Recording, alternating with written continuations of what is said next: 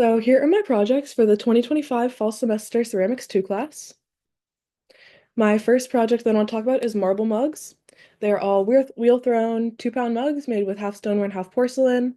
Handles are stoneware and the insides are done in salt white. They were a technical challenge because throwing the two clay bodies together with different textures and different shrinkage rates was really difficult. It took several rounds of like trial and error to get a good ratio. And then they're functional, obviously. They hold liquids. They keep coffee out of your lap. I've tested them. They work.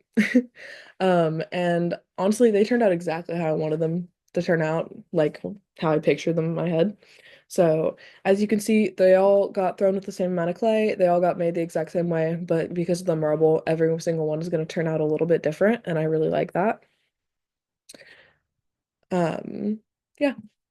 And then the next couple projects that I want to talk about all have to do with faces. So I had several projects that like featured faces this semester, but they had different aesthetics. Um, and they're all sculptural. I did hand sculpt all of the faces that I did this semester. I attempted a press mold, but it did not work out. So I will probably do that again in the future and see if I can make a better one to just give me a little bit more, um, to make the process a little more efficient. So they started as a contemporary influence. My original idea was inspired by a scene in Junji Ito's Uzumaki. It's actually a scene about ceramics, which is why I thought about making a pot inspired by it. And then it's also morphed into something really personal for me. So faces have always been like featured in my artwork. They've always been a really big part of everything I do. Just I'm very like interested in the structure and like the way the human face looks and moves. Um, and doing them in a new medium was almost like a profound experience. And I'm definitely going to continue with it. I really enjoyed it. So this was my inspiration for my first piece. It's from the manga Uzumaki by Junji Ito, obviously. And as you can see, he's looking into the kiln, and all the pots in it are like twisting into faces and screaming and then like streaming out of the kiln. And this is the piece that was inspired by it. Uh, I feel like the Mason stain really gives it that like ink work feel. Um, and I think the aesthetic came across really successfully. There are a couple things I want to change going forward. I want to make more pieces with this aesthetic, this like method, I guess.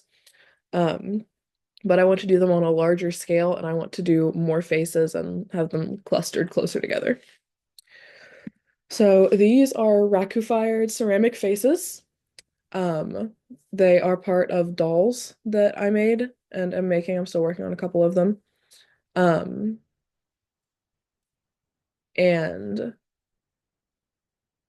yeah, they're hand sculpted, raku fired in our white crackle glaze. And I also made buttons, hands, and little charms to go on them. And it was a really fun experience. Working in mixed media is something I've always loved, so it was cool. And then next, I also made these faces. They're really similar to the faces on for the dolls, just a little bit different. And these went on coffee mugs. And then this is the last project that I'm showing. This is a planter that I made. It's thrown stoneware and then hand sculpted faces and other details put on the outside.